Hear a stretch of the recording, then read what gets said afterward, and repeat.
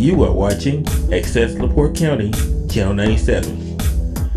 Coming up next is the July 12th, 2023 meeting of the Michigan City Police Civil Service Commission. You can find more information for this meeting by visiting www.accesslaportecounty.org. Okay, so we have 3 members here. Before I call the meeting to order, we're going to stand and say the Pledge of Allegiance. Pledge allegiance to the flag of the United States of America and to the republic for which it stands, one nation, under God, indivisible, with liberty and justice for all. I'll take roll call. Commissioner Sons? Present. Commissioner Cross? Here. And Commissioner Mansky is here. I make a motion to approve the minutes from the previous meeting. Second. All in favor? Aye. Aye. Aye. Okay. Under old business applicants in process, I'll pass that over to Bruce. He's a little more involved with that as far as background investigation and perf. Okay. Well, the department sent 5 people down to perf for their eval. 1 didn't make it through for various reasons. 2 successfully completed the process. 1, they're transcribing the results, and the 4th one, he'll have to retake a lab test. Something went wrong on that. So that's where we stand on those. Hopefully we'll know by the end of this week on the other 2. That's my understanding. I think that's what Pension Board Secretary Havlin conveyed to me, and also the chief. And as far as the backgrounds, I think we had 7 in background. 4 are completed and look pretty good. 1 didn't do too well and has been eliminated from the process. We're still awaiting the results of 2. We hope to have those done by the end of this week, so then we can move that on and get those individuals down to perf for that process to begin. But other than that, that's where we stand, and we have a test slated for August the 20th, I believe, or 19th. 19th, sorry. Wrong day. August 19th, don't come the 20th. August 19th, Saturday. But by then we should have a pretty good idea of how many openings we'll have at that time. And then we have a couple of conditional offers of employment we're going to be sending out after the meeting today. Yes. Okay. I don't think there's any new correspondences or claims to be paid today, so I'll pass it to Chief Forker. Yeah, again, as Commissioner Cross stated, we'll be doing another applicant testing on August 19th.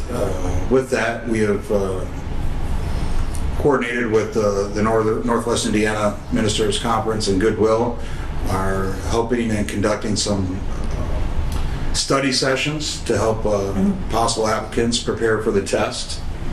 And we are hosting physical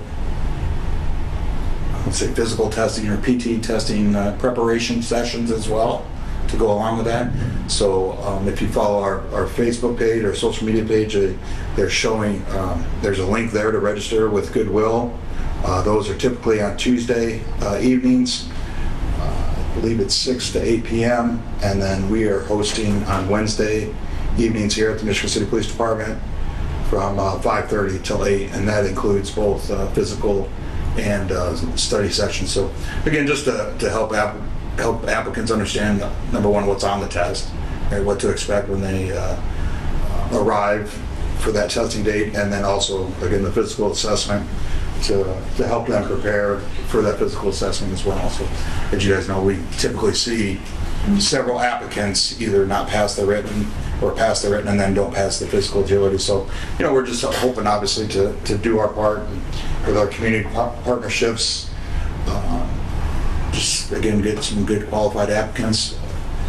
Again, if you follow our Facebook, Instagram, and LinkedIn pages, you can find links to those study sessions on there, again, through Goodwill. and through the Northwest Indiana Ministers Conference. To assist with that, if you're interested in becoming a police officer at Michigan City Police Department, they can help you prepare for that test, and both tests, I would say. Again, with moving forward, I just obviously want to thank the men and women of the police department. We had the 4th of July holiday. It was a hot day. A lot of people out, and about, and everything went according to plan. No major incidents, with minus one a water incident. I think an individual was transported to the hospital. I haven't heard anything else. I've referenced a drowning incident, but other than that, everything went according to plan for the police end of things. So again, I just want to thank them. I know it's some long hours put in there, and thank them for their hard work, because we know, again, we're still short, so we're still looking for qualified applicants. So a lot of overtime being put in from our officers. So again, I just want to thank them.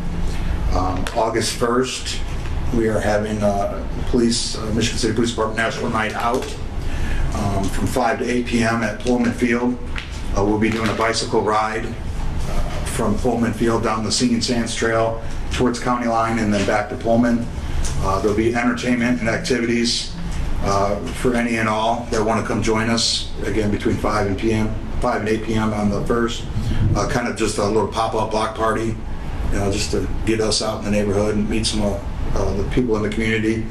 And again, just to introduce them to some of the bike trails and stuff that we have here in Michigan City that continue and extend out into the county, and just a little fun night, I think. So again, that'll be August 1st from 5 to 8 p.m. at Pullman Field. It'll be bike safety, canine, what else? We'll have some small sessions about computer safety. About 4 or 5 of those small sessions we'll be doing in our booth, with either handing out literature or doing some presentations. Yeah, we're excited. We haven't done that, and it's been a long time. I know when Chief Ben Knights was here, we used to do a motorcycle ride, I think, that night. So it's been a few years since Michigan City Police Department participated in that. So I'll give props to Chief Corley. He's been spearheading that since before my return. So thank him for that. And again, we're looking forward to it. Just a night to get out and do a little activity. So I don't necessarily have anything else from my end. I'm still settling back into the office here. So this is the first week that the three of us have been in the office together. So we've been playing catch up a little bit. So that's all that I have. Chief Corley? Oh, sorry for my tardiness. I'm not sure. Chief Worker covered. I'm sure I see Chief Cooney has his notes. I know he's going to pick up whatever missed. But just want to welcome Chief Worker back. It's good to have him back in office. He give us props. I think we give him props. He came back working hard. So and so good to have him back. And like you said, this is about the first week us three all been in the office together, vacations and the holidays. So it's good to be back together, working hard, moving the department forward. Chief Worker covered National Night Out. We are still in the process of getting technology, getting used to new technology. As you know, Flock is continuing to be successful for us. We are at a shortcoming with our Raven system. It's not installed yet, but we are actively working with Flock to get that installed. There's some community partners that didn't come through right away, so we had to readjust the plan. But we're hoping to have that up and running, or at least some of the systems in the ground by the end of this month. With Flock, utility is continuing to work out for us. There's some very cool features on there. I don't know if Chief addressed the camera registry. Part of that, part of the operating system for utilities, Polaris. On Polaris, they have a camera registry. We just sent out a press release to reference that, where you can register your camera with us. It doesn't give us access to your camera. We can't look through your camera. We can't do anything with your camera. All it does, by you registering it, let us know that you have a camera that shows the outer exterior of your house in your neighborhood. So now when we have investigations, we have incidents that happen, we know there's cameras there, and we can then send you a link via email to say, hey, can you look at your cameras between this time, or can you send me any footage between this time, and this date, so we can look and see if we have evidence on it. And you then send it, or you don't send it. And again, I want to reiterate that if you register a camera with us, all that is telling us that the camera is there. It doesn't give us access to it. We can't upload, we can't get anything out of it. I know there's been some misconceptions out there that Ring gives law enforcement camera footage without you knowing. The only time we can get camera footage without your approval is if we get a subpoena or a search warrant through the courts, and that's for active investigation. Other than that, we can't just call Ring and say, hey, we want their footage, and they give it to us. And believe me, it's a lot of hoops to even get through when we get the subpoena and the search warrant. So we cannot do anything that you don't want us to do your camera without your approval if you register with us. I will say that once we put out the press release that our numbers in camera registry has tripled. And so it's very refreshing for our detectives and even our officers who are following up on cases to see the cameras out there where they are. We just actually had an incident that the camera was registered with us, or we had just sent the press release out and instantly got some video footage from somebody's camera for that, and so they instantly gave it to us. I mean, it was very instant, so it's helping out. So please register cameras with us. Looking at the system, since the county uses Polaris also, if you register, even if you don't live in the city, you register your camera with us, it still shows up on our map, and it can be used by both entities. So we're very excited about the camera registry, and ask that any resident that have Ring cameras or external video cameras, please register their cameras with us. We still continue to work with our social worker, Jocelyn, continue to work with the home team and street team as we continue to catalog and address issues of homelessness here in Michigan City. We have a contingent plan on how to address it. And basically the biggest part of that plan is working with other social service agencies to make sure people are getting the services that we have here in order to get them into the housing, into health care, get them food or whatever they need. So we're continuing to work that avenue through Jocelyn, our social worker, and then some of our CIT officers, and then social service agencies like the street team from Swanson Center. And I think that's about it for me. I think I talked about what, I get 10 minutes, Kevin? 15 minutes on? Good morning. I'll run through the probationary officer report. Department of Professional Standards were not available today. Probationary officers Ashley Boots, Catherine Dobrowski, Trevor Lenover, Anthony Santoro, and Taylor Tillman are all currently solo units. They completed the FTO program. They're working on their own on various shifts. They're all doing well. Probationary officer Donnell Sales, he is currently in phase 3 with FTO Zanda Chavez. He's still working on some things, so he's going to continue the FTO process. The 3 new hires, Christopher Bartek, Gary Francisco, and Timothy King, they are all going to begin the FTO program this weekend. They completed the in-house training that we have and are all doing well, so they're going to be out on the street with the FTO, which is great. Also, Officer Douglas Abraham, who came back to us, he is on his own working. It's been a great lateral for us to have him back. Regarding the Detective Bureau, as well as overall, I'll give the crime statistic for the month of June. We have calls for service, 3,355 calls for service. We have 420 incident reports. We had 180 arrests. Of those adults, 163 were adults and 17 were juveniles. Regarding firearms seized, we did have pretty high number. We had 55 firearms seized for the month of June, which is quite a bit.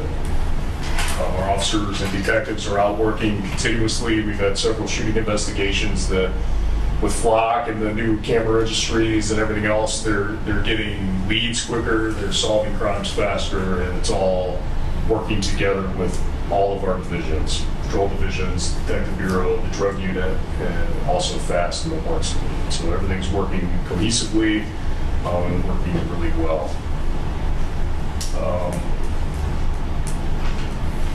That's all I have. Could I go back 1 second? I I don't know. don't know. It took a long time the first time. I don't know, Chief, if I missed it, but we actually activated our crime suppression unit. They started June 1st, or the third, no, June 30th, or the 22nd, one or two. But they started the end of the month. It's going full time. They are working basically a Thursday through Sunday schedule, 10-hour shifts in the streets. We have 2 officers dedicated full time to just doing, all they're doing is looking for guns, drugs, and illegal money. And they have a part-time commander, Corporal Babcock is our part-time commander for now, and then our 2 full-time crime suppression unit officers are Patrick Lewis and Brock Moore.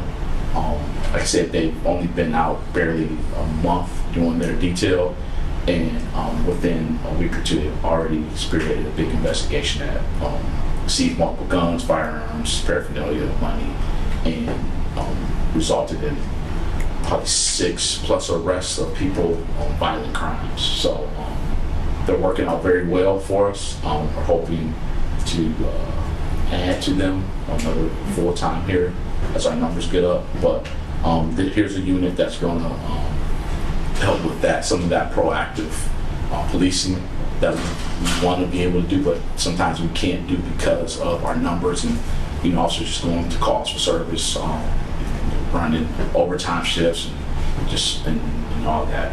So the crime suppression unit is out there. They're actually doing a good job, and I think they're probably part of that 55 guns seized in June number because of their work. And we still have some officers that are working part-time with them also, but that unit is out there. They're doing a great job.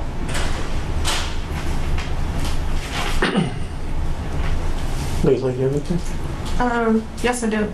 Actually, just listening to all 3 reports, y'all are doing an amazing job. Hands down, for the community, for your department. I do believe there's a lot of change that has came, and y'all are doing an amazing job, and we ask that you continue to do it.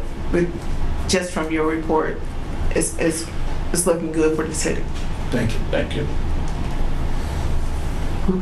Yeah, I just echo what Commissioner Simmons said. Great job by the staff and the administration staff. And the officers involved, just keep it up. I know you don't make enough money, but keep going.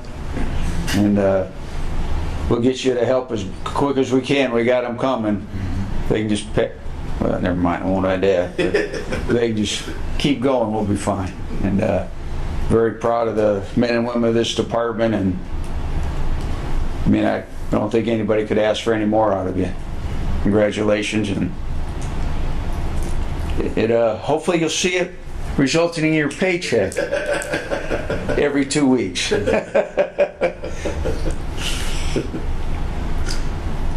Okay. I just want to go back to the hiring and what the chiefs had mentioned about putting on some study sessions and those being available and links to those online. And if you're serious about applying, I would recommend that you do that. Just off the top of my head, I can tell you that out of the number of applicants that we have here on these hiring days, maybe 20% make it to the background investigation. So of that, we lose some during the background. And then, as you've heard numerous times from us, we lose some when we send them to perf. So that 20% of the applicants that make it through that day, 5 to 10% get hired, and that I wish that could change. I wish we could figure out a way for that to change, and I think the study sessions and getting applicants prepared to what they're faced with when they come that day is a good start on that. I don't know how else to put it. Some people come in here and they're not prepared. You know, everybody here has gone to school. Some of us may be better test takers than others, and they walk in unprepared, and then they leave here disappointed. So I think preparing them for what they're going to face that day is a good idea. So I commend you guys for that. Do you know how many we're down right now, officer? 14. Still 14? We're at 70. Again, we're supposed to be at 84. With the numbers coming in, though, we should be better, and hopefully this hiring. But I hope that at some point we actually have an eligibility list where we can be a full staff with people waiting to be hired. We do have, I know, at least, well, potentially 1 or 2 people that are, you know, throwing around either retirement or leaving, so we need to have the ability to fill those positions. Right, and of the 5 applicants we had, as Bruce mentioned, we have 2 that have been accepted by PERF. 1 has been wiped away, not in consideration any longer. 1 we're waiting on results for, and another one needs to go back and do some additional testing for the physical part. I think has some labs done. And then we have 7 in background right now. We'll be sending out, I believe, 4 conditional offers of employment today for employment. So if we can get 4 from who's down at PERF now, if we can get those 4 through, and then, you know, Get another 4. another 4 or 5, you know, we'll start cutting in that number. But it's very important we get people here for this hiring date. And I'm glad you guys have contracted with a company that's running that website for us, or at least give us some information on how to recruit a little bit. Our lateral transfers, those have been picking up lately, it looks like. And I think that's probably, the city's pretty attractive pay-wise now. And the sign-on bonus. I've heard that from some of the applicants. That was attractive, the sign-on bonus, and maybe that's something we could look at down the future with the city. I know a lot of towns and municipalities are doing that for recruiting, and yeah, it costs the city money, but it costs the city more money for us not to for us to pay overtime and way more money than that in the long end. So, okay. Jocelyn, I'm gonna put y'all back on the stage. You know, it's like your first, month and a half or so. So, is there anything you'd like to say? How you like it here so far? I love it so far. Good. Yeah, the homeless outreach has been really good. Yeah. It's a challenge. You look young, and like this is kind of one of your first jobs in this field, I think. All right. Yeah. Yeah. So, not to put you on the spot too much, but But you put her on the spot. I will. but I'm happy that you're working with a group of administrators that'll at least sit down with you and help you formulate the plans that need to be put in place. Yeah. I know that for sure. And then I think we're gonna conclude the meeting with a prayer from Chaplain Harvey, who's in attendance today. Father God, we just thank you so much for who you are and how you take care of us. We thank you for your ministers of safety and peace that the police department represent. And we ask that you be there, keeping people safe, keeping people from harm, or in allowing people to overcome the foolishness that puts them in these situations in which they are a problem for law enforcement. We just respect that you would do that. Thank you. In Jesus' name. Amen. Amen. Okay, our next meeting will be Wednesday, August 9th at 11 a.m. here in the same room. So, okay. Meeting is adjourned. Thank you.